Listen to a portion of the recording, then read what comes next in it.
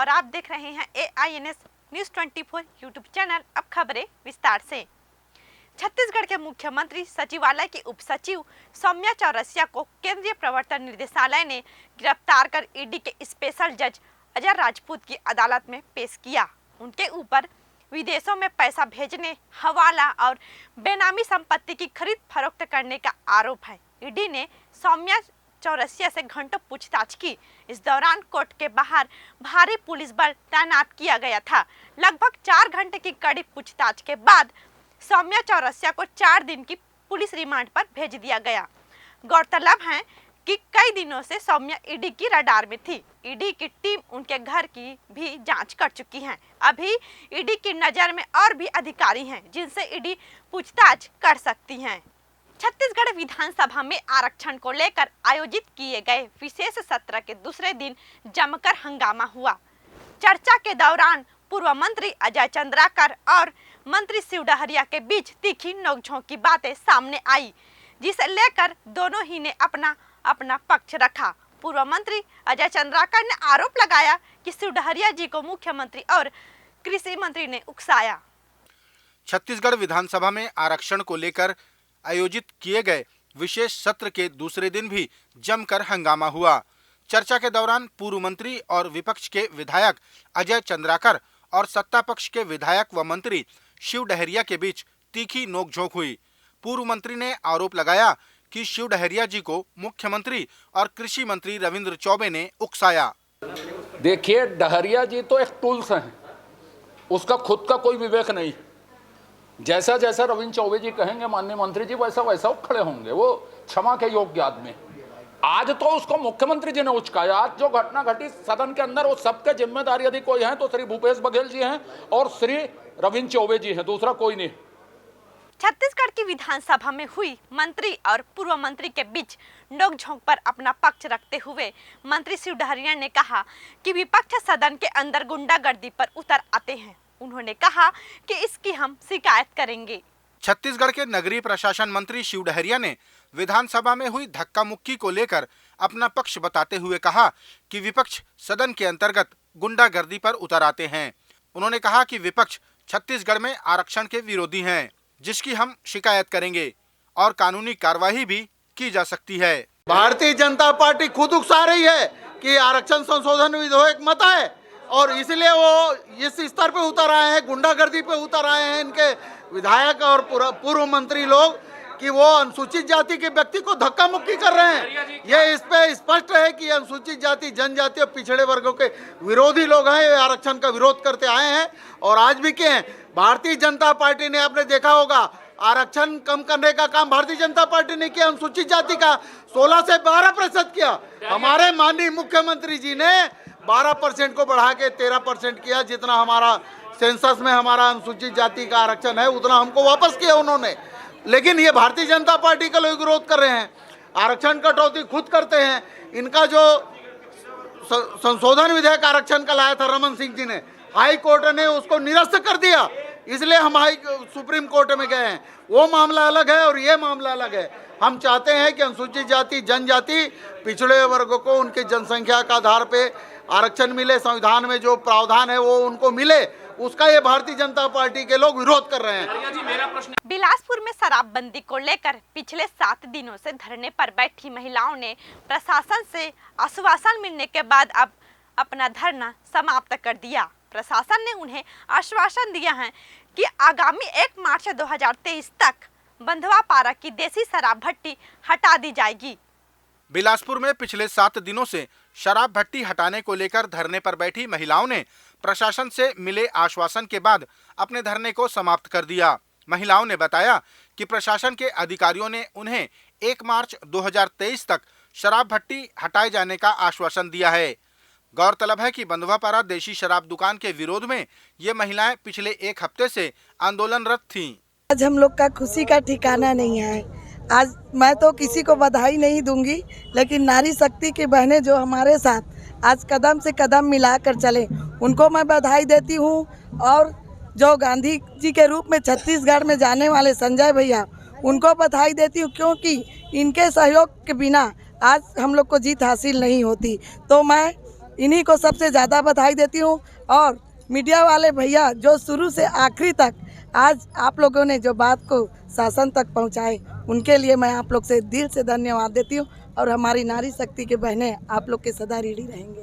बॉलीवुड की अभिनेत्री Nora Fatehi पर फीफा वर्ल्ड फुटबॉल चैंपियनशिप के दौरान तिरंगे का अपमान करने का आरोप लगा है। इंस्टाग्राम पर एक वीडियो वायरल हुआ जिसमें नोरा फतेही तिरंगे झंडे के साथ खेलती दिखाई दे रही हैं। बॉलीवुड अभिनेत्री नोरा फतेही पर FIFA world football cup championship के दौरान तिरंगे का अपमान करने का आरोप लगा है। इंस्टाग्राम पर वायरल हुए वीडियो में नोरा फतेही तिरंगे झंडे को उल्टा पकड़कर उससे खेलती नजर आ रही हैं।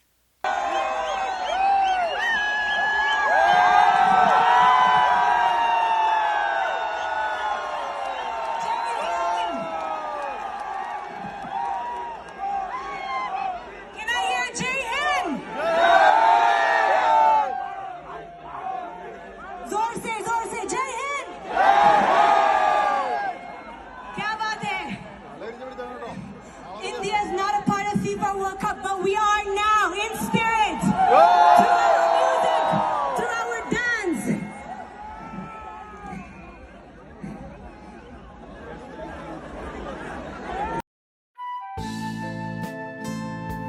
Holmes logy premium quality construction. हम बनाते हैं आपके सपनों का घर। जैसी हो आपकी कल्पनाएं, वैसा ही हम घर बनाएं। उन्नत तकनीक और बेहतरीन पीओपी कार्य के साथ उच्चतम मटेरियल और रजिस्टर्ड आर्किटेक्ट द्वारा निर्माण। वास्तु के अनुसार निर्धारित क्षेत्र में संतुष्टिपूर्ण मकान। Homeslogy premium quality construction.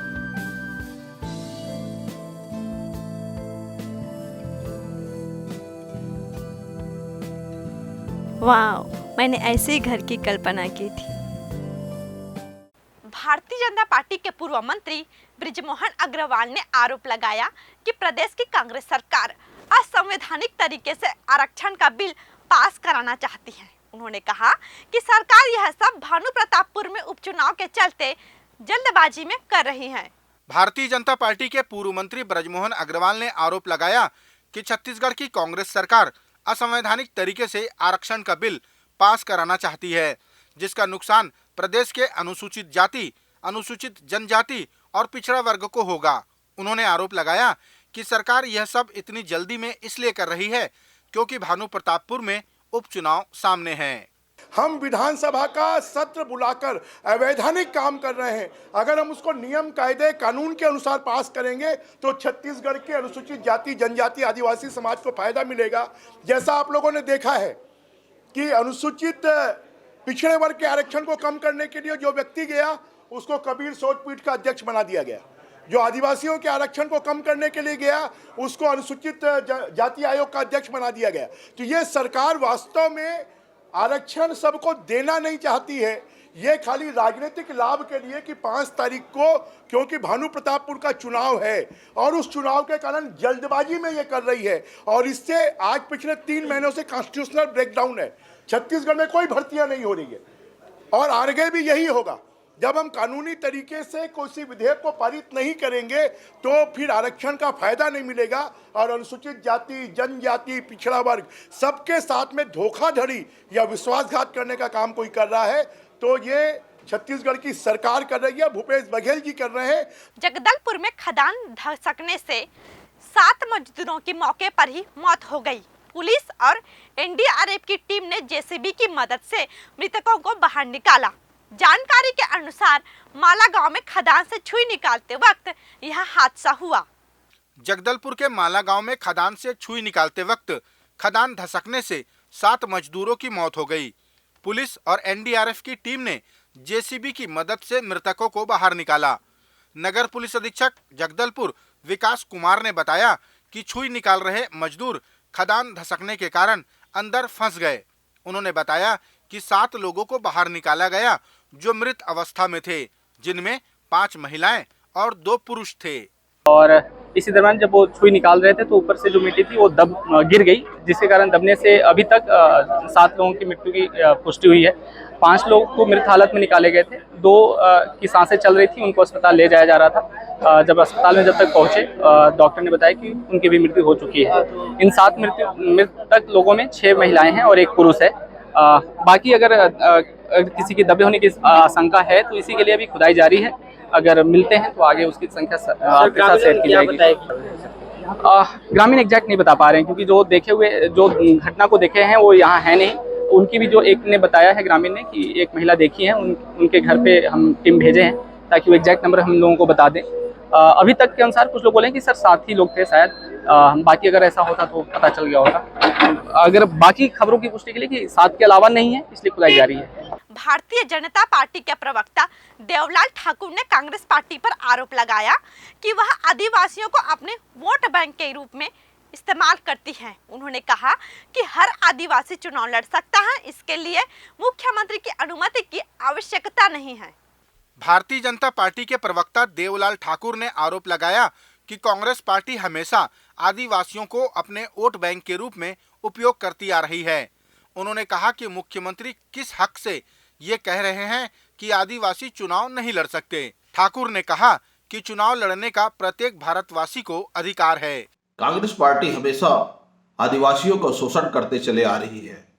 आदिवासियों को हमेशा अपना वोट बैंक की तरह इस्तेमाल किया है। इसलिए श्री भूपेश बघेल जी छत्तीसगढ़ के मुख्यमंत्री ने आदिवासी समाज को चुनाव न लड़ने की सलाह दे रहे हैं। होते कौन है वो आदिवासी समाज को चुनाव न लड़ने की सलाह देने वाले? इस लोकतंत्र के सबसे बड़े मंदिर भारत देश में हर व्यक्ति को चुनाव लड़ने का अधिकार है, तो आदिवासी समाज से कोई भी व्यक्ति चुनाव क्यों नहीं लड़ सकता? ये थे आज के प्रमुख समाचार। आप देख रहे थे AINS न्यूज़ 24 यूट्यूब चैनल। कल फिर मिलेंगे ताजा तरीन समाचारों के साथ। तब तक रोजाना की ताजा खबरों के लिए आप हमारे लोकप्रिय यूट्यूब चैनल AINS न्यूज़ 24 को सब्सक्राइब, लाइक और शेयर करना न भूलें। नमस्कार।